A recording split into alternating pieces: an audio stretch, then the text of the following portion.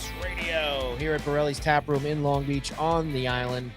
As we get ready here on a Wednesday, we are back, dug out of the snow down here in beautiful Long Beach. We've got a very busy show today. We, of course, have our Super Bowl 60 matchup set up for Santa Clara with the Seahawks and the Patriots.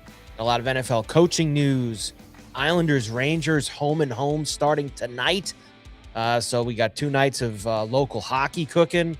Got some basketball news. We've got some Hall of Fame stuff. There's a lot of stuff we're going to try to squeeze in to today's show. Mike Carver with you along with Paul Cuthbert. Paul, how you doing? Happy Wednesday. Good day to you, Michael. Good to see you again. It's hard to believe it's been a week already. We've survived the first wave of the snow that we got here in the Arctic. They're not better. I do apologize. A couple of weeks ago, I did say that winter was over. I was dead wrong. It's cold, buddy, and we're getting more snow on Sunday. This sucks. Like, I'm not going to lie to you. Like, I'm not into it. And don't tell me that there's more coming. I don't want to hear that. I haven't even looked. I don't believe them. It's coming. The worst part is like, we always like, and listen, we're belly aching a little bit here. It is what it is. But like, worst part is it's so cold that it's like not going anywhere. Like, it's just sitting out there, just mounds of snow. Usually, like, sometimes it'll snow. And if you get back into the 30s a little bit, it's like been 20. So it's just sitting there, misery all over the place. But no one's here to listen to us complain about the weather. Not at all. And yes, John, you can. John in the chat box, can you get a Miller Lite? All you got to do is come down to Borrelli's Tap Room, mention the show, and you do get, look at that. Cheers. A Miller Lite does come your way if you do that, John. So yes, you can have one. All right, let's get things rolling, Paulie, because we have a lot to do and only so much time to do it. Let's start with Super Bowl 60 set. Patriots, Seahawks after the games on Sunday. Obviously, you have the 10-7 win by New England out in Denver. Unplayable second half. We could touch on that if you want. I know a lot of talking heads have had opinions about that. You had a great game with the Seahawks and the Rams in game number 2 with the Seahawks and Sam Darnold coming out on top, making it to the bowl. Are you ready? Excited? Seahawks, Patriots. I'm really not. It's your matchup. You're I hate not. to say it, I'm not either, to be quite honest with you. I'm not whatsoever excited about it. I think it's I'm going to watch it. We're going to get together. No, we're going to watch it. There's yeah. Patriots, Seahawks. Is it because, like, look, unless you're a Patriot fan, and God bless you if you are, you've seen a lot of winning in your life. If you're not a Patriot fan, even though they were gone for a few years and there's no more Brady and there's no more Belichick, there's no more any of that, having them back so quickly on the big stage probably isn't a lot of fun.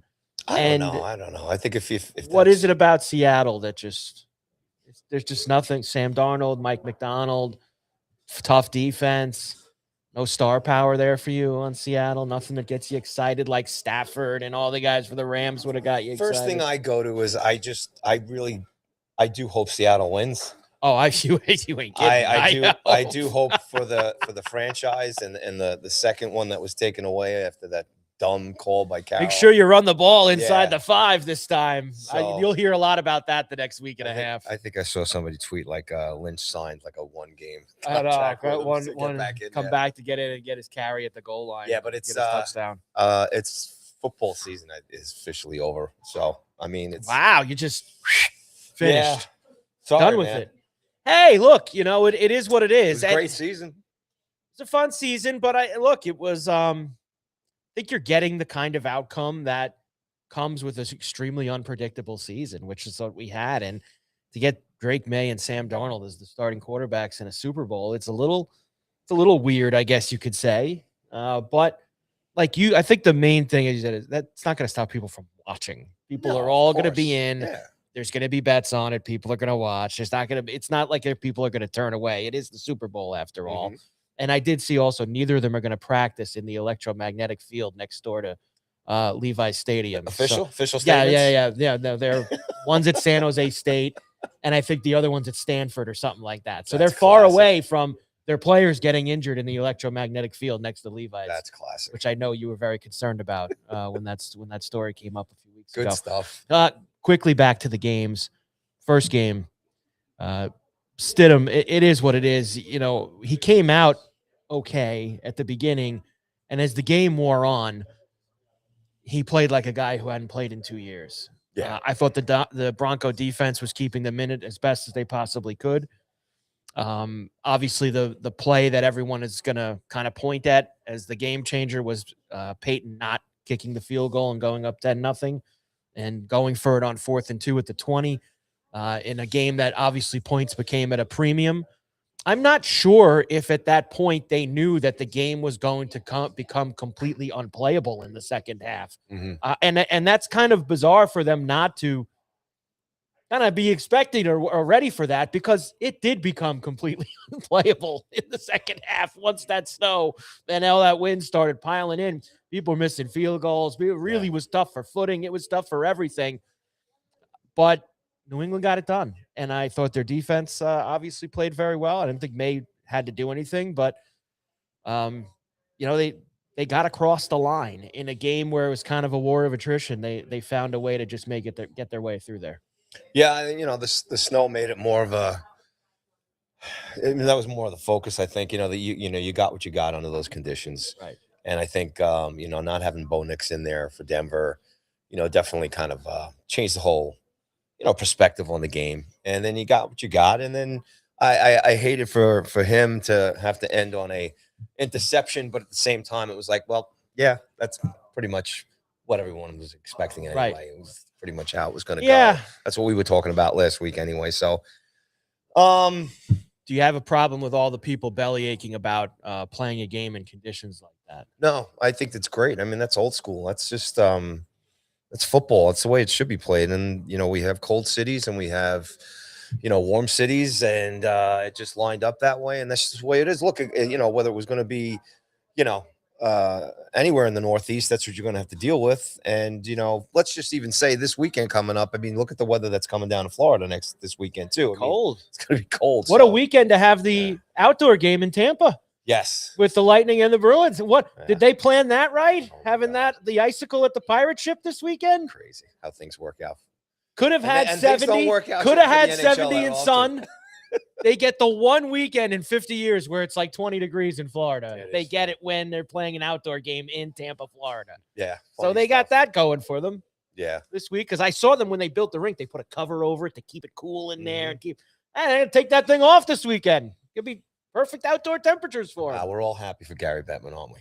Very happy for him, right? Sometimes Gary gets, you got to give him a break once in a while. He's got to be doing a dance in the office. Gary's got to bring the jacket down to Florida. Maybe he secretly is upset. He figured he was, going to have like some warm weather, winter outdoor stadium series, whatever the hell they call these things that aren't on New Year's Day. But that being here nor there. Second game, Rams.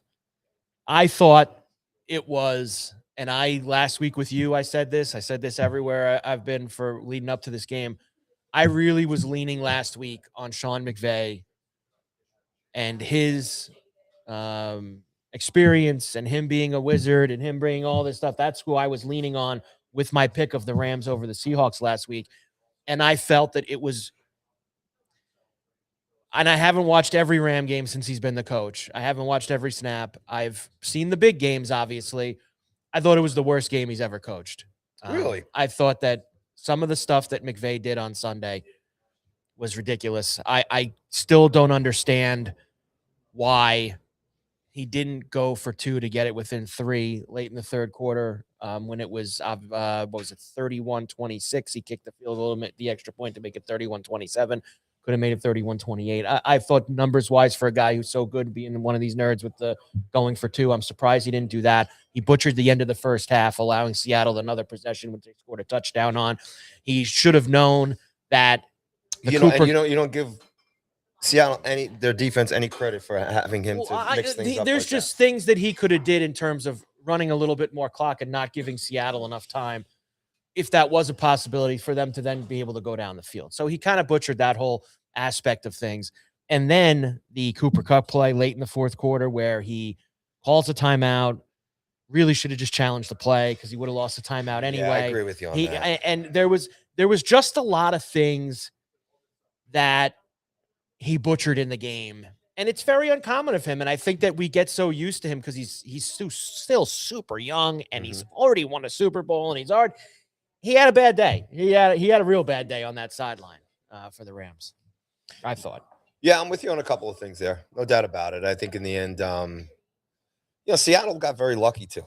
Woolen got lucky too, as far as Oh, man. his dumbass penalty They there. lose that at the game. end. They'd still be talking about that guy. Well, I got to tell you, my favorite play of that game was McVay and Stratford going right back at him. Boom. And the touchdown. I mean, that was phenomenal. Right at him. Absolutely phenomenal. Because it's a great, that was one aspect where it's such a great thing to do because his head is still obviously not in it.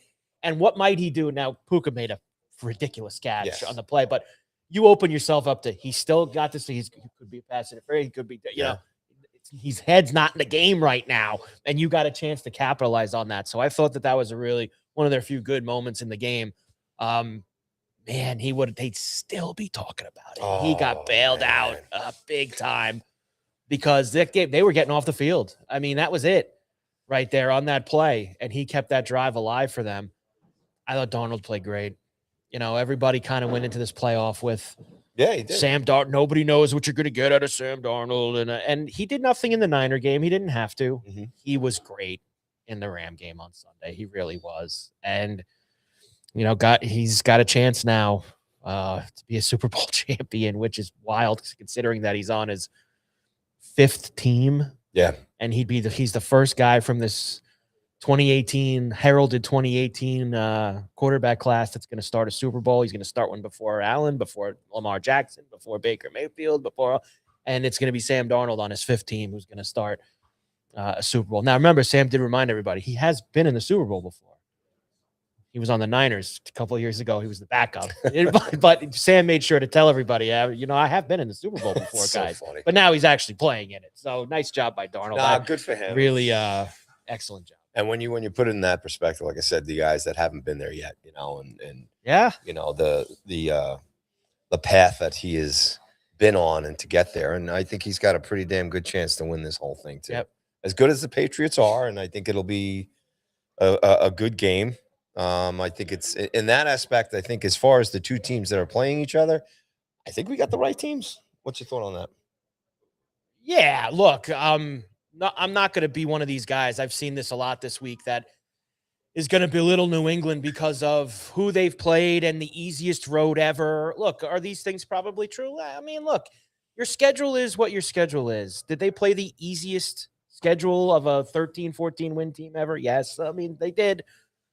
Do I wish that at some point in the last 6 years that Josh Allen and the Bills had the road of beat up Chargers and Justin Herbert, CJ Stroud throwing up on himself, and Jarrett Stidham not playing for the. Do I wish that I got that path at some point in the last 6 years? Yes, I do. But you know what, Paulie? I could have had that path if the Bills just would have beat maybe Miami and Atlanta during the regular season, and they didn't, and the Patriots did. So you know what? You get what you get. They beat who's put in front of them, and they're back in the big show. So you tip your cap to them, and I'll be rooting hard for the Seahawks because the last thing I want to see is New England win again. So I'm in on Seattle. And by the way, I ain't alone. We're not alone.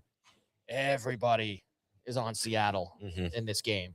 So that I don't know if that's a good thing or a bad thing if yours, but everybody it's the lesser of the two is evils, on Seattle. Yeah. Everybody. I mean, obviously, we'll never know as far as Bo Nix if he had been in the lineup. Yeah, look, what if it's not a completely unplayable second half too? You have no idea. I mean, the Patriot offense did nothing in the game. Mm-hmm. They only scored because of the backward pass that they picked up at the 10-yard. Yeah, that they didn't move the ball all day, New England. So who knows? There's a lot of what ifs and buts, or candy and nuts. Every day would be Christmas. I'm really looking forward to next season. I know you're ready to go. You're ready to shut it down, and you're ready to restart. But that's also because you've had all these great things happening with these other teams that fired coaches, and there's just so much excitement everywhere. College schedules are being released. College schedules, yeah. I mean, everybody's looking forward to all of these things, and Patriots and Seahawks, Super Bowl 60. We'll have a lot of time to talk about it. This is kind of the quiet week. Yes. Everybody kind of settles down. They let all this coaching news and all this other stuff kind of get settled. And then next week is a full force at the Super Bowl. Us on Wednesday and Thursday next week. We'll get into it a lot. I will give you all the props that I love. The sheet of integrity with all the great props that I'm going to play. And we'll get into that. And what's great next? And it's in one of the worst places to have the game. It's one of the worst. Yeah, not a big fan, huh? From everyone that I've talked to, that is because they were there for 50, which was 10 years ago in Santa Clara. And just the setup at a Super Bowl is so important. Mm-hmm. And apparently in Santa Clara, like they have, obviously Levi Stadium is out in the middle of nowhere. It's not anywhere near San Francisco. It's not near the major city. Most of the people stay in the major city. Mm-hmm. The convention center where they do the media row and everybody walks, all week long, does the shows there. I did not go to that one. What's the last Super Bowl you went to? LA for Rams Bengals at SoFi. So that was 3 or 4 years ago now, I guess, at this point. So I've done that one. But it's when you go, there's like a media center, there's a hub. So in LA, it was cool. It was in downtown LA at the convention center. Massive place. It's like the size of Long Beach, Paulie, this place. Like it's just enormous with all these rooms and halls and there's like hundreds of television and radio stations all in one room. Mm-hmm. But in Santa Clara, like that is in the middle of nowhere. The stadium is in the middle of nowhere. The city is all the way over here. Like you like it in a place where everything is like right next to each other and together. And it's just Santa Clara. It's all over the place and very weird and very strange. So if you're going next week, have fun. Stay away from that building. But I shouldn't be going because it is fun going. When you go, it's a fun time and it's you see lots of people. It's a blast. LA was cool for that one, and it's a lot of fun. And obviously we used to do a lot of the NHL stuff, the All-Star games. And when you go in as a credentialed, media coverage, it's even more fun. Yeah. It is. It's cool. And you're in the mix. You're in the pools, and it's good stuff. I didn't go to any of the games that are the ones that I've been to. They don't let you go that far.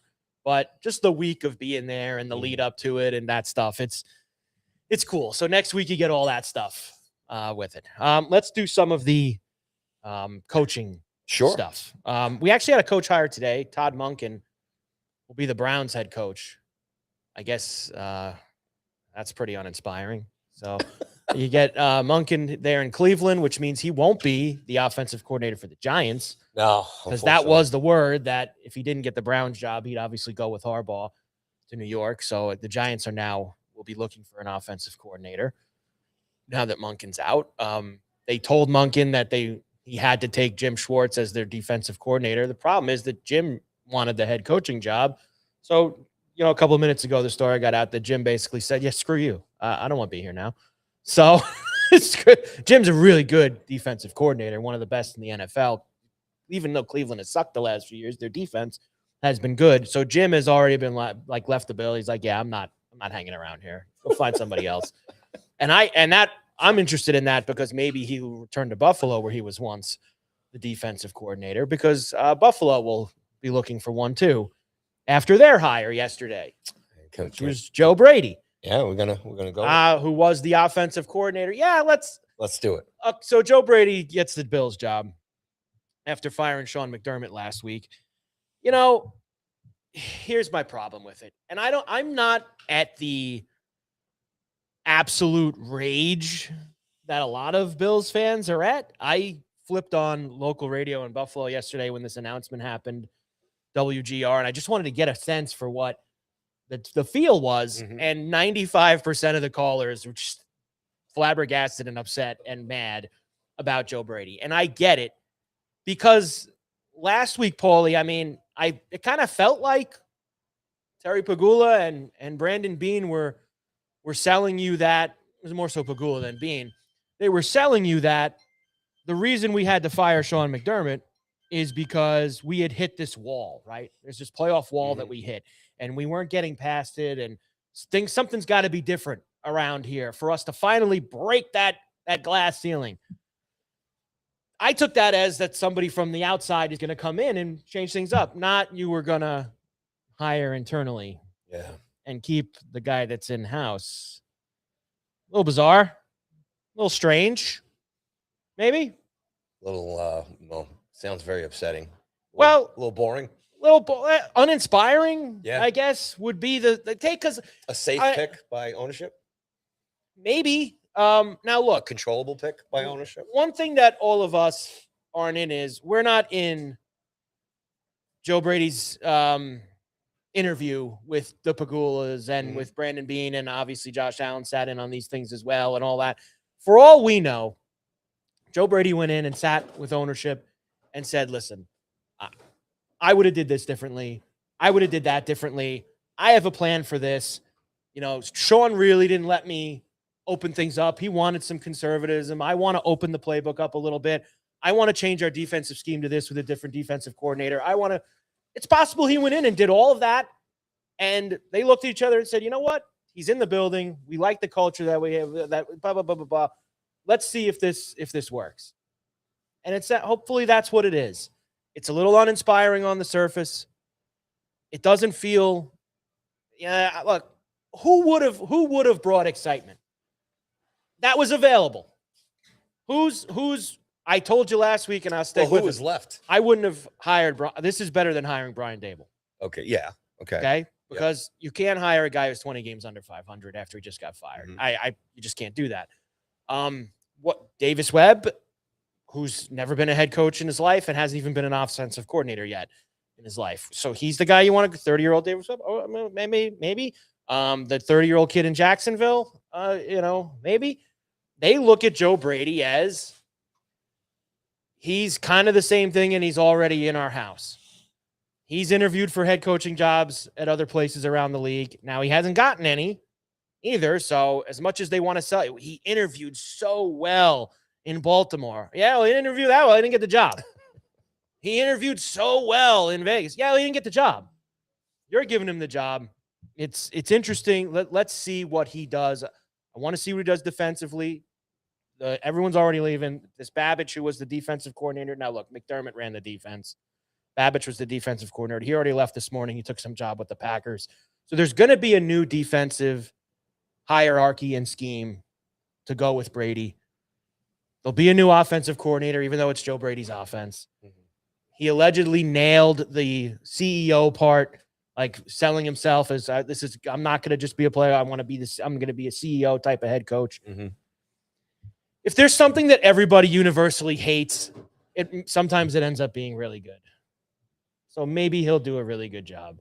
Now, what is his relationship and how is it with Allen? And it seems like it's good. I mean, he's been the offensive coordinator for 2.5 years.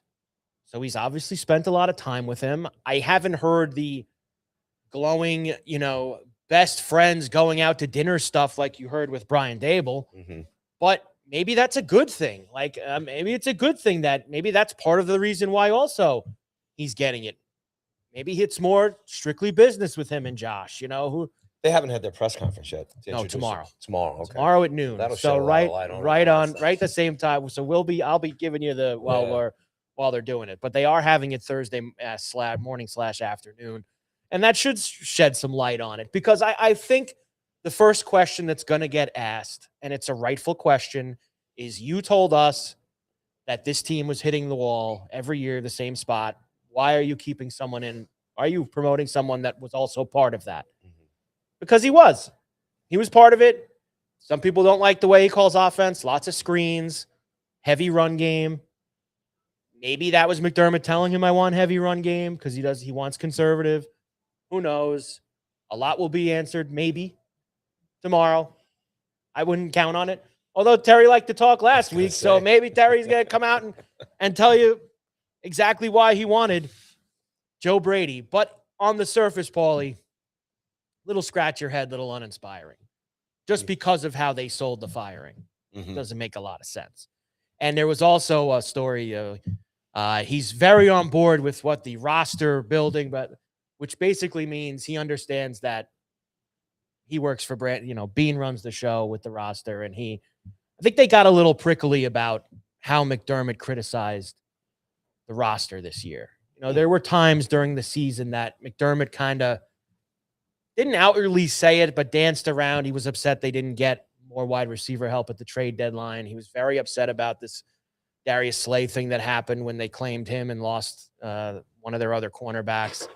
So I think that all of that stuff kind of gets mixed together and works. So I think you were expecting me to go kind of crazy and be very upset about this, but No, I wasn't necessarily expecting you to go crazy. I was just kind of really curious to, because I don't know. I think it's like for me, on the outside, just looking in, it's kind of boring. It's kind of safe, I agree with that. and It's boring and safe. it's almost like why would you make such a change if basically everything's going to stay the same in Correct. a certain way, Yeah.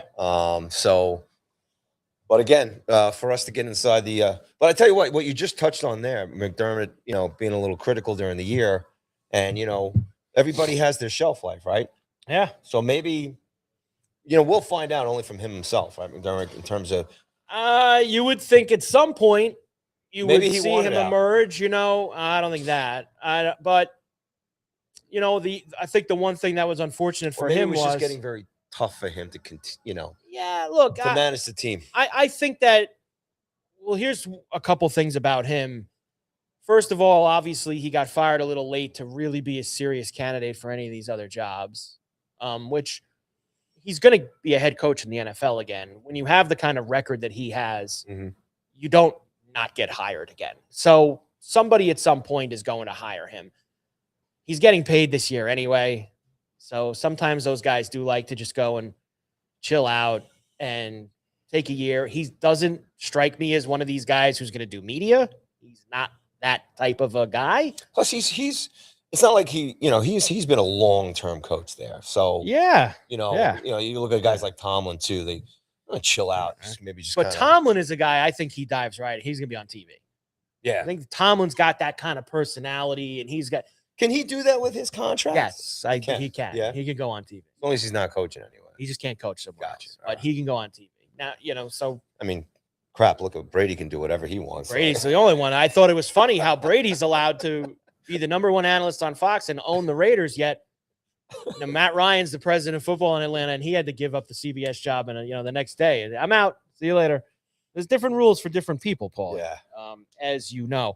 So Joe Brady in. Whatever. I hope it. Look, I hope it works out. That's all I can say is I hope. And I think it's because, you know what? It's because I don't have someone to say, I would have hired this guy. I think because I don't have that, that's why I'm like, whatever.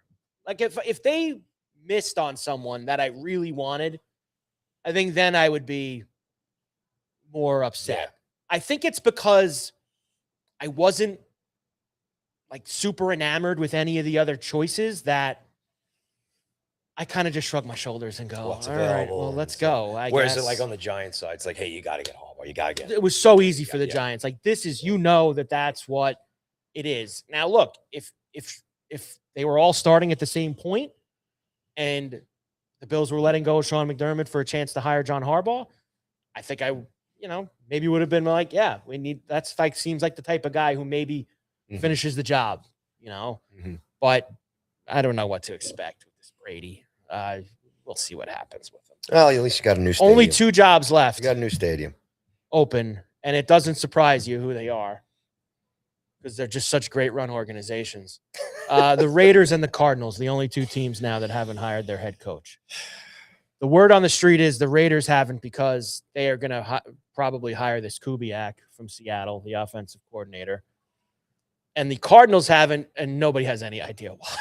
Nobody knows who's going to be the coach of the Arizona Cardinals. Is there anybody on New England or Seattle that they might want to pluck out? That Kubiak's the only guy on both teams who's probably up to be a head coach. And I think, Brady's really been gushing about him lately. Like, so I think it's going to be, he's going to the Raiders. I think I saw this morning that Mike LaFleur is like a leader for the Arizona job, or Vance Joseph. Oh, God, did you watch Vance Joseph coach the Broncos? Like, why would you want to make him the head coach? But no matter what, Arizona pretty much never gets it right. So I'm sure that they'll be in that pool again. Carver and Cuthbert, Go Sports Radio, Borrelli's Taproom in Long Beach on the island. A snowy Wednesday. Why don't you let everybody know what's going on at Borrelli's here coming up? Once again, we are broadcasting live from Borrelli's Taproom, 912 West Beach Street here in the great city of Long Beach on Long Island, South Shore, baby. So we got a little break here between the Super Bowl coming up, obviously. So we'll just talk about what's going on starting tonight and into the weekend.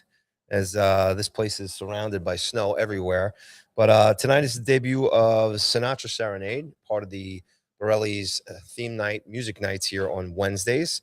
That's at 7 o'clock, free admission, special menu here, Frankie Sinatra's favorites and drinks. So good stuff. So check that out. That starts at 7 p.m. tonight. The best of Frank Sinatra here at Borrelli's. Tomorrow night, Hockey Night New York will be hosting the pregame show for the big game 2, right?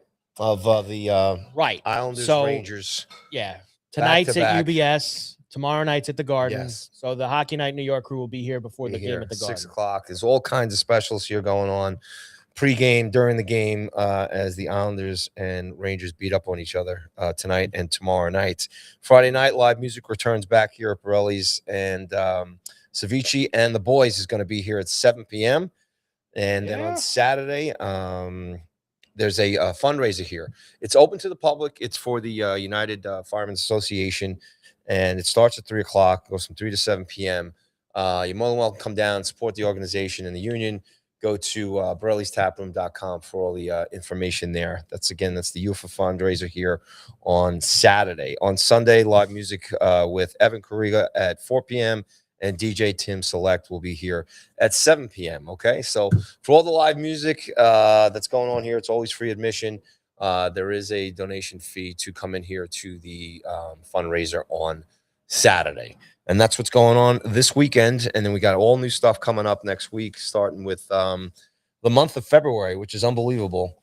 Lots of crazy stuff going on here. Good stuff. More comedy shows we'll be announcing and letting everybody know about right here at Borrelli's Taproom. And don't forget, any time of the week, any day, come on in here, mention the Carver and Cuthbert podcast, and you get a free Miller Lite draft. It's a shame when you can't say your own name. Isn't it just terrible sometimes? Yeah. You know? You got to be able to, you got to be able mention to do the that. Carver and Cuthbert show anytime here at Borrelli's, and you get a free Miller Lite draft. There we go. Boom. There you go. It is what it is. Pittsburgh's got a new coach, buddy. So Mike McCarthy, Pittsburgh. Yeah. A little emotional. Did you watch him getting very choked up about emotional, yeah, being the Pittsburgh head coach and what it means to him? Gets to wear those colors now. And good for him. That's cool. Like, that's how long has he been out of the game? He didn't coach this season, so he was just 1 year out. Just 1 year? Cowboys fired him after last year. Okay. He didn't get a job last year. It's kind of the same thing as Miguel, like a little late, because they made the playoffs last year, right? And I think they lost their first game and then they fired him. But either way, had a little time to sit around and hang out. Mm-hmm. He's happy. I think the wildest thing with him that I think about is everyone smashes this guy. They make fun of him. They do. He's won a Super Bowl, and he is now coached or is going to coach like 3 of the most historic, franchises in NFL history. You talk about the Packers, the Cowboys, and the Steelers. Not exactly coaching the Jets, Browns, and Cardinals. That's top end stuff for him.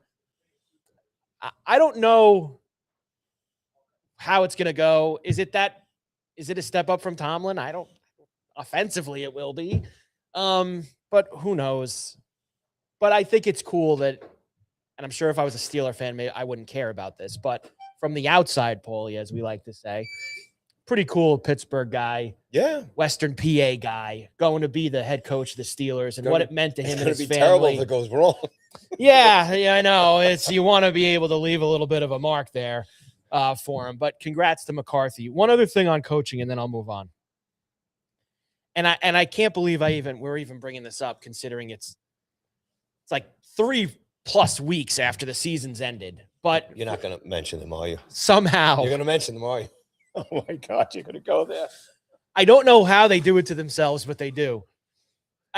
What is with this Aaron Glenn? What is his problem? Like, where did they find this? Like, what an awful hire this has been for the Jets. So the normal thing you do is when you have a terrible season and you're going to make changes, when the season ends and you go 3-14, that week, you let go of the people that you're going to let go, and you look for the people that you want to bring in. And that's how the NFL works. Yes. You know, you don't wait 3 weeks after the season's over. Other teams have fired head coaches. The new head coaches have filled their new staffs. Everybody, this Aaron Glenn's something else. So we know that he chopped the DC during the season. That was Wilkes. You remember when they fired him going down the stretch? So they needed a defensive coordinator coming into the offseason. A couple weeks went by. The story was that the Jets had told the candidates and the agents, don't put any word out that you're interviewing for this. It was like a big secret, like they're at NASA or something, over at Florham Park, trying to figure out who the defensive coordinator is going to be. Then last weekend, this news flips out that Wink Martindale is going to interview for the defensive coordinator job. Aaron Glenn is a defensive guy.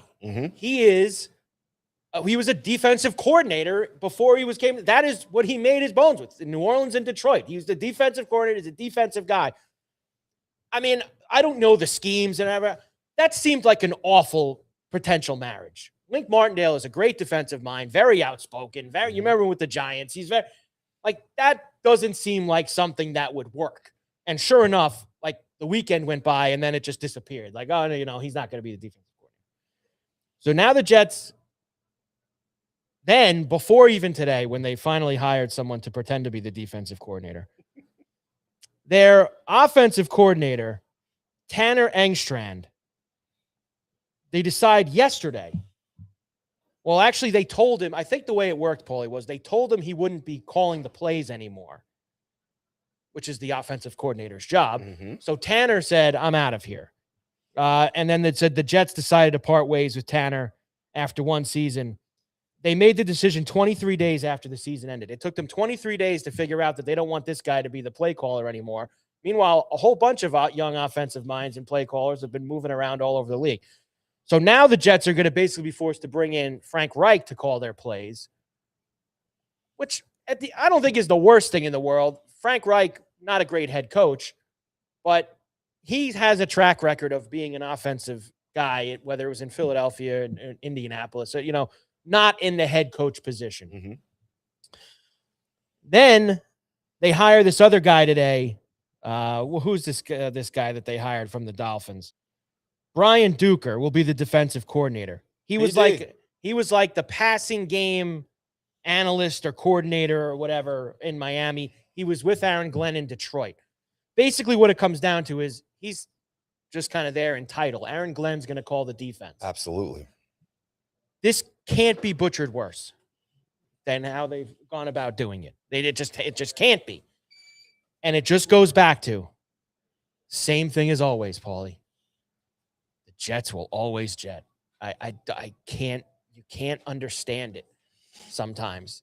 It's tough. I mean, these are all these things that are happening now are things that should have happened 3 weeks ago when the season ended. And yet they're happening today. I mean, the combination of Glenn and Woody, the owner. I mean, it's a bit of a shit show, as you would say. Well, and look, and there's a few people who. I mean, how do you, as a fan base, get? How do you stay in this? You can't. I don't know. I don't know how they do it. I don't know how you do it. It's so disheartening. It's just like. I mean, you got to get your season tickets in, right? And you already know before it even starts, there's no chance this guy's the head coach after next season. You already know it. And I believe there was word going around that Gruden was. Well, they allegedly offered Gruden a job. I don't know what for. Maybe to be the offensive. Was it Aaron Glenn or was it ownership? Who knows? But Gruden, and I don't blame him, was like, no. So probably for two reasons. A, the only way John Gruden's ever coming back to anything is if he's the head coach. That's it. Yeah. He is not a guy who's taking some secondary job. Do you want to know why? Because right now, A, he's rightfully so. I mean, he's a Super Bowl winning head coach. He's not going to go be somebody's coordinator or offensive analyst. And number two, definitely not for Aaron Glenn. He's got a hell of a gig right now. Yeah, he's got a great gig in media with Barstool. He's just got, I mean, I love the video. They bring the boxes of gear from all the schools. He's in there ripping it up and putting the helmets on. He is a huge personality, outgoing, crazy personality that can do that, Paulie, as you know, he could do that for a long time. Yeah. And you know what is great about jobs like that? Unlike the NFL, being a head coach, there's not someone looking to fire you after a season. No. He do that racket he's got now forever. And I'm sure he wants to, and I'm sure he wants to be a head coach again. Yeah. That's why I'm saying it would only be a head coach would he go and leave this great life that he lives now in media and be talking it and doing this crazy stuff that he does. You know, maybe if he doesn't have a ring, it's different for him, you know. Maybe. And obviously, you know, his scenario, his situation is obviously, you know, there's that to contend with. You know what I'm saying? Yeah. But look, the Jets, unfortunately, I'm sorry, the Jets will always jet. And it's just, it's a sad and unfortunate way. It's a great relief for me. I mean, letting the offensive coordinator know 3 weeks after the season ends that he's not going to be calling the plays next season. Why didn't you do that the day after the season ended? That's something you say Monday morning, season ends. You know what they bring? They bring Tanner into the room and Aaron Glenn. That's where Aaron Glenn tells Tanner, listen, we thank, you know, you did a great job. We want you to stay on, but we're going to get someone else to come in here and kind of, you know, either help you out or call plays or do. And that's where then Tanner goes, yeah, no thanks. I'm going to leave, like this, which is what happened. And then you have all these people around the league that are available and you can bring somebody in. And now you're stuck. But you're describing normal operations. Correct. And the Jets have never done things normal. It's a great relief every day to wake up and not be a Jet fan. So. It really sucks. I feel bad for some of them. And we know quite a few. We do know quite a few. Did you see this other story? Last football story I'll give you before we move on. Did you see this other story last night about Belichick with the Hall of Fame? Yes, I'm very interested to hear your opinion on this. I have long been I now call these Hall of Fames, and this is all of them. These are now Halls of Very Good. All right. These aren't Hall of Fames anymore. Halls of Very Good. That goes for baseball. I would also throw the Rock and Roll Hall of Fame in there. You know what? I would agree with you. Hall of Very Good.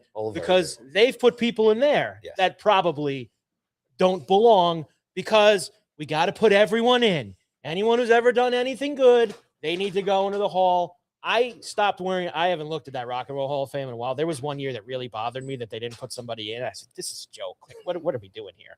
You know, I mean, but football and the baseball ones are the ones that get the most attention. Basketball kind of has it right. They just put everybody in. Like, there's really never like a debate with the basketball, which is in Springfield. It's both pro and college and women's. It's all in one building and everybody gets in. So there's really no argument because they don't keep anyone out. So you really can't fight about the basketball. The hockey, we've had our times in the past. There's guys it's taken way too long, whether it's O'Gilney or Pat Burns or, you know, there's guys we've talked about that belong in the Hockey Hall of Fame that it takes forever. But for the most part, the hockey people in Toronto and the only thing that's wrong with the Hockey Hall of Fame is it's a mall. You know, get them a real building. You know, they're in the basement of a mall. So find them somewhere else to put it. But the baseball and the football have had a problem for a long time. So the way it works, Paulie, in football is there's 50 people that are part of they're 50 voters. These are all people that, for the most part, have covered the game for an extremely long time. There's usually one from every at least one from every NFL market. Whether you're the longest tenured or I don't really know what gets you in that room as one of the 50, but it doesn't change. You know, there's people that have been part of that voting. You know, Gary Myers has been in there forever. It's been the same group of people. And I think you either have to, you know, step away for them to fill your slot, however it works. But there's two separate things now. So there's the players that go in one path. And then there's another path that has builders, coaches, builders being owners, general managers. You have coaches, senior committee guys. So guys who are kind of getting back through the back door that didn't get in as a player their first time. And it takes 40 out of 50 to guarantee to get in. This is Bill Belichick's first year eligible to be into the Hall of Fame because they changed the rules. You used to have to wait 5 years. For a coach now, it's only 1. So he's up this season. And the word got out last night. And this stuff really never gets leaked. So it's that he did not get the required amount of votes to go in this year on the first ballot. Yeah. There's the story out there that some in the room felt that he deserved to sit or wait a year because of Spygate and Deflategate and all of his indiscretions as a head coach. There's a story that suggests that Bill Polian was the one, kind of banging his hand at, letting people know that he should do that. Polian has since now denied this. Who also said, I don't remember if I voted for him. Bill, it was like a week or two ago that the voting took place. We're not asking you who you drafted in the first round for the Bills in 1990. We're asking you who, and Bill, God bless him. He's in his early 80s, I guess. Maybe it's time for Bill to not be in the room anymore if he can't remember exactly 100% who he voted for 2 weeks ago. But either way, Paulie, it's a panel of 50, and there's kind of a little bit of a different path for current, modern day players and the builders, the coaches, and whatnot. But Belichick did not get the required 40 to go in this year. This is what we like to call stupidity. Whether you like Bill Belichick or not, whether you like the New England Patriots or not, whether you like, do I love that the Spygate? I actually believe that other people did try it, and he's just the one who got caught. I think the Deflategate is one of the dumbest things I've ever heard in NFL history, with the stupidity of deflating the football. And wasn't that more on Brady than him? Wasn't Brady the one who did it? And Paulie, he's got the most Super Bowl wins ever. He's second all time in wins, period. He's you have to have really hated this guy and are out to act, axe on the grindstone to just want to sit in that room Petty. And not put him in. Petty is a great word too. To not put him in the first year. And this is why no one takes these dopey Hall of Very Good seriously anymore, because of stuff like this. This is a guy who actually does belong in, and you go and you do this. Stupidity, Paulie, is what it's called. Yeah, kind of shocking, but very, very petty. And I don't get it. I mean, I'm not going to lose any sleep over it. But I tell you what, as far as looking at the Patriots as a franchise, and you get sick of them winning, especially if you're not from the city and everything else. But look, he absolutely 100% deserves to be in there. I don't think this is. I don't think this compares to any other controversial, sports, sports coaches, sports anything, because for the most part, Belichick has always been a straight-laced kind of guy. I mean, he just goes in and does his job. And even before the Patriots, everything that he's done before that, he's just, he's so well regarded, so well known. 2 Super Bowls as the Giants defensive coordinator. Yeah, exactly. I mean, look, game plan against the Bills in Super Bowl 25. It's silly. But I'll tell you what, like I said, as a Yankees fan, and I'll use another example as a Manchester United fan, who, as a fan of those 2 franchises, have seen a lot of winning. And then you look at the Patriots, you've seen a lot of winning. And I get maybe the perspective from fans who can't stand, franchises that win a lot, and then a guy who's an architect of it or been a big part of it. And like you said, I'm not one of those guys that can sit here and say, I don't care if Belichick, gets in or not. I do care, because I think he deserves it. You got to show respect, and if we're putting guys in, I mean, he was never, nothing, he wasn't brought into court for any of this stuff. There was nothing ever really. It's dopey. It's dope, right? So it's not like there's nothing official, like, as opposed to, like, say, I don't know, Pete Rose is an example, because I don't think it's that kind of a scheme or whatever. Did they record the Rams practices that year? Yeah. I mean, he admitted so. He also said everyone does it, which is also probably true.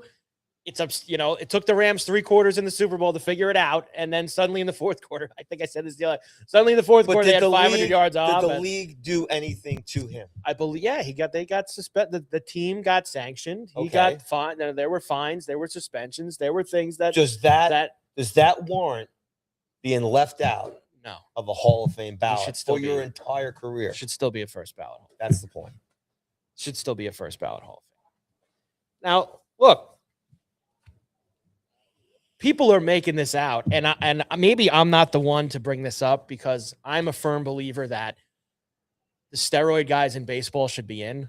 Really? I disagree with you. 1,000%. All right, well, they're 1,000%. They should be in. Now, on that, do you think Pete Rose should be in? Yes. I don't. Okay. All right. I do. Because Pete Rose should be in because of his accomplishments as a player. He should be in the Hall of Fame. And they're going to put him in now, and I said this for the last 15 years. Unfortunately for him, they were going to wait till he died to put him in. And sure enough, now that he's passed away, they're going to put him in the Hall of Fame. His accomplishments on the field are why he belongs in the Hall of Fame. This other stuff should not be it should not be part of it. It shouldn't. We'll have another discussion on that another time. The steroid guys played in an era where you want to say it, everybody was doing it. There weren't repercussions. It wasn't against the rules. Should it have been? Sure. Did they wait too long to finally start putting things in place? Sure. But in 98, 99, 2000, there weren't any. It's a part of the game's history, and the Hall of Fame is a place that's meant to tell the history of the game, and that is part of the game's history. But they still took something to give them an advantage, whether the league allowed it or not, whether the league looked the other way or not. They're still, unfortunately for them, with things to give themselves an advantage over their fellow MLB players. So their crime is that they were just better than those other guys that did it with enhancement. Well, how come not everybody who did it had to put up the same numbers then? Again, we'd have to probably have a podcast on this alone. I'm saying there were hundreds of names on those lists, but there's only 5 to 10 guys that are Hall of Fame worthy on those lists. It's still to this day. Why aren't the other hundreds of guys? Why didn't they start hitting 50 homers a year? Again, we would have to both go sit with our I don't condone opinions on this and bring back the arguments in battle. I know. But to get back to where it actually was, I don't disagree with you. I don't believe that it's a good enough reason to make him wait a year. Just the doping spy gate. Yeah, the spy gate and the deflate gate, which wasn't even him. Now, I don't know if there's how Paul Mikey can you just feel this way about this and be so strongly about something else. Right. I just think it's, again, if the league took care of it, fines or whatever and so on and so forth like that, and it wasn't egregious to the point where it it's like these guys in the NBA and college right now are getting pulled out of their homes by the FBI because they're involved in these betting schemes and throwing games and all that stuff. It's not on that level. It's not on that level as far as I'm concerned. Okay. That's fine. And my other, we'll save this for when we do, because there'll be a time when we'll do the baseball one further. My other problem with it is because there are guys they've put in who did it, and yet they didn't put in the biggest guys. So it's okay to put these guys they took a little bit. These guys who are they maybes. Took a little bit. The other guys took a lot of it. So these guys who were maybes, we could put them in, and we can also put in the commissioner who oversaw all of it. We could put him in, but we can't. We could put Bud Selig in, who oversaw all of it, but we can't put the players in. So that's a whole nother story, like you say. That's a whole nother discussion for another time. So there's your football. Bill Belichick not going in the Hall of Fame. They'll announce who is next week during their week out in Santa Clara for the Super Bowl. All right, let's do some hockey because we're getting short on time because it's a big hockey night, Paul. The Islanders Rangers home and home tonight and tomorrow. Tonight at UBS, tomorrow at the Garden. Let's start with this though. The Islanders have actually made a couple of trades here, improving the club after a really good win in Philadelphia on Monday night against the Flyers. Nice bounce back win for them. Everybody beats the Flyers. Even the Rangers beat the Flyers a couple weeks ago. So I get you're right. Everybody beat the Flyers. But the Islanders come in making trades with the other locals. Getting Susie from the Rangers to kind of shore up some of their back end third pair defensemen.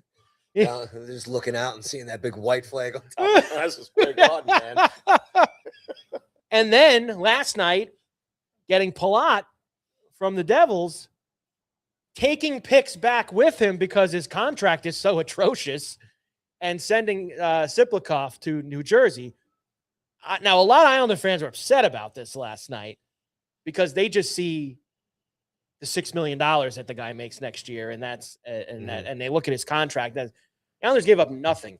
This Siplikov did zero for the Islanders this year. Nothing. Mm-hmm. Now, could he go and play better for the Devils? Sure. I mean, why not? Maybe he will. He did nothing for the Islanders. And here's the other part that why I'm intrigued by a deal like this. If you're serious about this team playing games in April and May, and maybe beyond, who knows? Everyone can dream. You need guys like Palat on your team. And I know he has sucked for the Devils the last few years since leaving Tampa. But you know this. Watching the game as long as you have, as long as I have, we know. When you get into the playoffs, guys play differently and they have different gears. This guy has proven in Tampa, he didn't have big regular seasons with the Lightning. Go look at his postseasons with the Lightning when they won those cups. Massive. Again, 5 years ago, is he the same player? No. But do I expect him to be a guy that could contribute? And what a great penalty killer. What a great, plays the whole rink defensively. Well, right out of the gate, he's probably going to help you get out of the first round. Look, I no doubt. Islanders are just that much better with that kind of experience. But these are the blocks you got to build if you're serious about being in the playoffs. And Darsh knows him obviously from being in Tampa with him, and he understands. And look, he's not a big buyout either. If it's a bust, it's like it's like $2.5 million this year, 1.5 next. You buy him out, whatever. Like, I think it's a worthy shot to catch some lightning with a guy who's, no pun, was great for the Lightning in those cup runs. I love the deal. I think it shows you the Islanders are putting some pieces. They're trying to be, I think they went into this year with one thinking, and the team has played well enough to now Darsh is telling Juan, the team, I'm with you. Let's go. Let's put some more pieces in here and make a little bit of a run. Look at the division. Look at the conference. Yeah. You just have to start looking around you right now, and you can see there's a bit of a path there. And what you're trying to do now is, yes, you can absolutely start looking at who are you going to be matching up? Who are you playing in the first round? The Islanders, they're a playoff team. They're going to make the playoffs. And then if, you're looking at Washington, you're looking at Montreal. Pittsburgh, and Tampa, obviously, and Boston, and they've played pretty much all the top teams incredibly competitive this year. You could make ace. The Islanders, actually, the problem is they don't play well against the bad teams, which is, some teams are like that for whatever reason. They play down. Sorokin can stay healthy. He's the Vezina winner right now. Man. So there's a lot of good things going off the off. Now, as you mentioned with the Rangers side of this, they put the flags up. We'll see what other moves are coming, whether it's before or after the Olympic break. When they're going to make those moves, we shall see. But now you get into tonight and tomorrow. And I believe I actually did see. So tonight you're getting the goalie matchup law firm of Martin and Riddick tonight. So tomorrow's when you get Quick and Sorokin, more of, I guess you could say, the marquee, although Quick gives up like 5 goals a night now. So I don't know. But look what's in front of them too, man. Yeah. What do you think the next 2 nights? I think the Islanders will win both games. Both games. Absolutely. No problem. Yeah, look, I think the Rangers, they got some young kids out there that are playing, it's house money. You know what I'm saying? So Sullivan's just throwing these guys out there. I mean, you get unpredictable games from Miller, Lafreniere, Zibanejad, Panarin, so there's nothing really too much to lock in. You've got a defense is just not really that, just the team in general is just kind of, it's just kind of trucking along. It's a train with a couple of broken wheels on it that's just trying to stay on the tracks right now, and it's going to make some changes here. So I think mentally as a team right now, you don't know where it's going and stuff. Look, they put up a pretty decent game against Boston last night. Great win over the Bruins on but Monday again, night. overtime. It was a great win. But again, they were winning that game. Boston came back. Maybe Boston's a little gassed or whatever. But wasn't that 94 night? Weren't they celebrate the 94 team that night? Yeah, we'll always have 94. Always have 94. We'll always have 94. Man, things getting old, aren't they? Mess looks like he could still play, though. I'll tell you that much. Put him back in there. Was Leach there? How'd Leach look? Yeah, Leach is, good. What about Richter?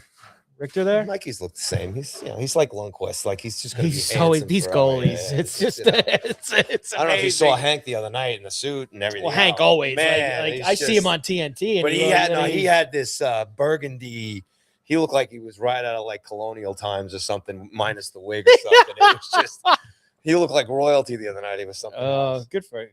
Yeah, I think it would be. The Rangers will play hard. I mean, they'll play as best as they can. I don't expect too much out of them, and I think it would be a bad job by the Islanders to lose to this Ranger team right now. Look, bad job. Bad job. So if you guys lose. The Islanders have shut out the Rangers both times they've played them this year. Got to keep it going. Both times, right? Let me double check that. I'm pretty sure that. Well, I think it was an early game at the Garden. It's most definitely a yes. And I can't. Islanders 5-0 on November the 8th and 2-0 back on that Saturday, December the 27th after Christmas. So they've outscored them 7-0 in the 2 games this year. These are their last 2 meetings of the season, tonight and tomorrow. That sucks. Now, I know, but this is what everyone wants. They want the balanced schedule. They don't want rivalries. I personally think they should play 1 game against the West. That's it. And I would rather do like they did. And I got a little spoiled during those 2 COVID seasons. I love 6-7 games against the Rangers, 6-7 games against the Devils, the Penguins. I love the rivalries.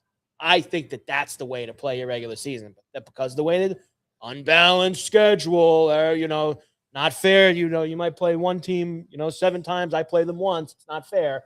So now they have this dopey way where, there was years where they play 3 times now. I mean, the whole scheduling, and then obviously how we both feel about the home sweaters and the away sweaters, and one of these days, now that maybe after the Super Bowl, what I like to do is we get together and maybe we'll have Denny back and a couple of the hockey guys back, and we talk about maybe 10 things that we would each individually like to change about the NHL. Round table of the games, the health of the game. Yeah, well, just like scheduling and just certain things that the NHL doesn't do, and just from marketing the players, all this stuff that Sports Radio special, how to fix the NHL. How do we fix? I don't, look. Fix is a strong word. Fix is a strong word. Hockey, a Go Sports Radio special. What we would change in the NHL? Round table discussion, and or bring 10 back topics. Whites at home. Yeah. Outdoor games. More rivalry games.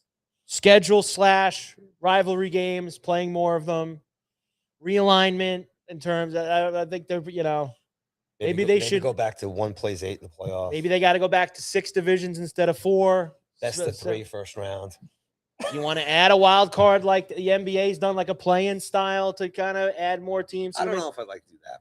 But there's a lot of stuff. This is all stuff. We could have our crack panel. We'll get Denny and Tab and get everybody, get all. But if the Islanders don't win these 2 games, people. I'm going to give you and the rest of your Islanders I never like to say if you're playing a team in a home and home, it's a guarantee you're going to sweep both games from them. I don't like doing that. I would say I'd be happy with 3 points out of the 4. Come on, man, 3 points. This is a very fragile. Come on, you played them to both nights in a back. Head coach. They're not going to call them a fragile group. They've beat them down. They beat them twice this year. They haven't scored a goal against them. You think the Rangers are laying down the next 2 nights against the Islanders? A fragile group. I say 3 out of 4 points. I'd be happy with. Maybe some would say I should be shooting higher. Whatever. They're not going to beat them both nights. Maybe I'm just being pessimistic, a little pessimistic Islander fan here, but I don't think they're beating them both nights. I think they will. In fact, I think they lose tonight, and then Sorokin beats them tomorrow. I think Isles win both games. Okay. Do the Rangers get one of those games to overtime or anything? A point in one of those games? The Rangers get a point? I don't think so. I think Roy and right, the new guys coming in. And they score a goal, the Rangers, because they haven't scored a goal against the Islanders this year. I give Perrault, Robinson, a couple of those guys maybe a chance, Chance to put one in, yeah, maybe? Yeah. Tonight against Rittich, although both Lalo, Rittich and Sorokin have a shutout against them this year. Let's see. We will see. But if you're a Rangers fan right now, you don't know what to expect. You just don't. You don't. The Islanders right now. And just on that real quick, you got half of the fan base that, loves JT Miller, will say, he's been playing hurt all year. He's going through a wall for the team and everything else. And then you got the other half of the fan base that just can't stand him and think it's a big mistake that he's got to see and that he's on the squad. You got lots of problems. There's no doubt about that. The Islanders would play the Penguins if the season ended today in the first round. Islanders, Penguins. Which is great because the Islanders and Penguins have always had great playoff series. They have. It would be Islanders, Penguins, Red Wings, Buffalo. Love that first series. round. That would be Red Wings, Love Buffalo. Tampa would play Boston. Great series. And Carolina would play Montreal. Those would be your Eastern Conference matchups right now. And actually, Paulie, the playoff teams, there's now a 6-point gap between the last playoff spot and the first team out. So there's been a little bit of a separation here. Watch out. CBJ's coming. Florida, 59 points. They're getting guys back, too. Yes, they are. CBJ, 10 points out of the playoffs. Actually, they're 6 because they can get to third in the Metro before they can get to second. Those Atlantic teams have been so good that's why the wild card is becoming a little tough. Florida, the Flyers are actually 4 points back of the Islanders. So you got to look at it that way. Colorado would play San Jose in the first round right now. Vegas would play Utah. Minnesota versus Dallas. Edmonton versus Anaheim. How about that? All good series. Anaheim and San Jose and Utah all would make the playoffs in the West. And your usual suspects like the Kings and the Preds and Winnipeg, St. Louis, all home. It might not change too much. I don't think it's going to change too much in terms of what you just kind of ran. It's a little tighter in the West for the wild card than the East. It's a little bit tighter on that aspect of things. 2 other things before we go. I did see this morning that there was a big story about Giannis. Now, we've talked about this a little bit in the past. Giannis leaving Milwaukee, and he hasn't really been like completely, come out and said it. I guess it's finally happened. Giannis is ready for a new home, is what Shams Charania has said this morning, ahead of the February 5th NBA trade deadline. That's like next week, isn't it? Yeah, February 5th is next week. Yep. Several rival teams make aggressive offers to the Bucks. This could push to the offseason. In fact, that's what I say it'll do. If this will not happen in the next week. I think it'll be an off-season thing where Giannis gets traded. And unfortunately I know a lot of Knicks fans wanted them to trade for Giannis. I think that makes the chances of them trading for him even less if it gets to the offseason. You're going to have more teams involved with more assets, Miami, etc. So I just think that that's something. Now, I'm sure they've talked to teams, Paulie, but that seems like something he's such a massive star, massive player. I don't see how you get the right value back for him. I don't know. That's got to go into the offseason. I feel like in season, I think it's tough to get the correct value back in a trade like that.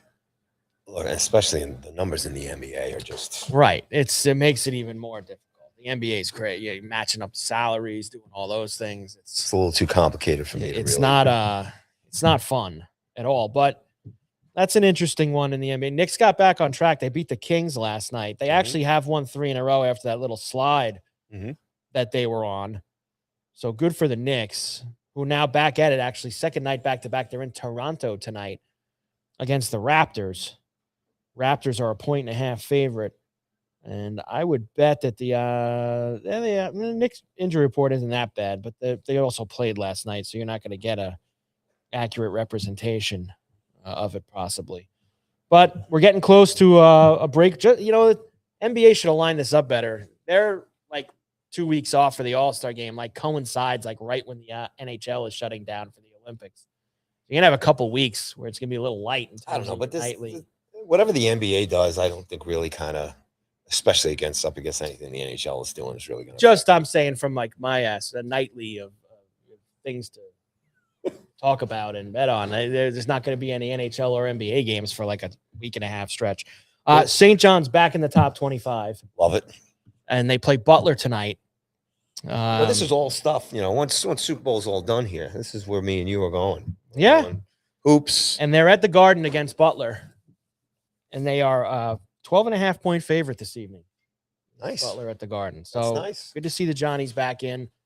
And did Patino just reach a milestone, or it's coming up? I believe it's one more. 900. Is it one more? Or did he just get it? I haven't been right there with it. Go, coach. But they are 15-5 now, St. John's. As they get ready to play Butler this evening. And I would leave you with this because I saw this morning. And I said, Paulie's going to love this because as we discussed last week, he's all about, running it back. And he loved that Yankee team last year. So he likes having the same group together. They're going to, sounds like, bring Goldschmidt back too. Why not? Why not? He couldn't have a paper bag towards the end of the year. So, we might as well get him back in too. Stability. You know what the good thing about the Yankee offseason is? All the guys, when they show up at Tampa in a week or two, I think it's next week, and then when they show back up in the Bronx in late March, early April, there's nobody going to be in a different locker. Everybody's in the same place because there's no new guys on the team. So it's going to be very easy for everybody to find their spot. Focused. Same team. I mean, I don't care. Did you see AJ's and Rizzo's speech the other night? Ooh, yes. This is when he got his MVP from the writers over the weekend. I saw. Never been more proud to be. Listen. There's, of course, he's a hell of a role model. I wish they bring Rizzo back too. I mean, he could lay down a couple of bunts. Rizzo's, he's finished. Come on. I wish we had got him when he was a little younger. If only they had, 23 other Aaron Judges on the team. Unfortunately, they don't. We're going to bring Paul Goldschmidt back. Got it. We're good. I mean, probably won't need him the whole season. Don't worry about it. Won't need him the whole season. What? Gonna be all right. Another 90 wins. No upgrades. Another playoff bid. No upgrades. And this will be the year they don't make the mistakes, and they'll have a better bullpen, a healthy bullpen going. No upgrades. Telling you, World Series. They've talked to Paul Goldschmidt. This is what Curry said. They've talked to Paul Goldschmidt about a potential reunion. A sticking point would be that the team views him as someone who wouldn't start for the team. No kidding. Nor should he start for the team. What a sticking point that is. Oh, he might not start for the team. No kidding. Come on back, Paulie. Come on back. Man, I mean, you got to be kidding me. You really do. Well, what can I? Hey, man, it's all good. American baseball team looks good for the World Baseball Classic. We're going to be talking about that too. When is that? That's actually they start spring a little bit earlier. They start because they want to get everybody shuttled off to that. It's coming up. We're going to talk more about it. Got a great lineup. All the teams have great lineups. It's a great tournament. Get ready. Friday, February 20th is the first day of spring training games. I guess they start that World Baseball Classic first week in March, second week in March, right around there because they got to wrap that up before the season. I saw the pictures. Aaron was modeling off that USA jersey for the World Baseball Classic. On the new MLB The Show video. Is he? Game. Second time. He was in 2019. Really? Son is very happy. Wow. He plays the game a lot. So gets a second crack at it. He was on it before, right? Yes. It was 2019. Listen, you might as well put the best player in the game. One of the two best players in the game. Some people would say Ohtani. Some people would say, Ohtani really hasn't done too much in the playoffs. He helps the team get there, but. All right, Paulie. One more time before we get out of here. Roll through the Borrellis. What do we got? All right, tonight is the debut of Sinatra Serenade. That's a night of greatest hits of Frank Sinatra, part of the Borrelli's live theme music here on Wednesday nights, 7 p.m. Special menu, great drinks and specials as far as all that's based around all of Frank Sinatra's favorite foods and drinks. So check that out. Isles Rangers tomorrow night. They got the game on tonight, and then the Hockey Night in New York podcast will be hosting a pregame show here on Thursday night for the Rangers and the Islanders. Come on down. There's all kinds of specials for the game, pregame, and throughout the game. So that's going to be a great night down here on Thursday. Friday, back to the live music here with Ceviche and the boys at 7 p.m. Free admission. Saturday, there is a fundraiser here for fire department, the United Fire Department Association, from 3 to 7 p.m. There is a donation fee to come in. Go to Borrelli's Taproom to get all the taproom.com to get all the information for that. It is open to the public, so please come down and support the firefighters. And then on Sunday, live music again, Sunday Fun Day with Evan Kariga at 4 p.m. and DJ Tim Select at 7 p.m. That's what's going on this weekend. And there's some more comedy, more pasta nights, more theme musics, more sports, more live music, all coming up here at Borrelli's in February. So we'll have all that stuff starting next week. The USA's first game in the World Baseball Classic is Friday, March the 6th. They play Brazil in Houston. They're already 1-0 that night. Already 1-0. I hope so. Already 1-0. I hope so. They're already be 1-0.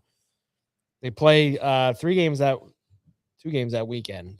They play Friday, Saturday in Houston against Brazil and Great Britain. And then they play the Mexico team on Monday, the 9th, also in Houston. So all those first group stage games for them are all in Houston against those. So let's go. Almost there. Everybody's going to get pumped up with the World Baseball Classic. Ready to go. All right, Carver and Cuthbert, Go Sports Radio, Borrelli's Taproom in Long Beach on the island. We are back tomorrow, noon East, for a big Thursday. More Islanders, Rangers, plenty of other stuff we got lined up as well. Tremendous job, Paulie, as you too, Michael. always. And we'll see you back here tomorrow. Go Sports Radio at Borrelli's. Have a good day.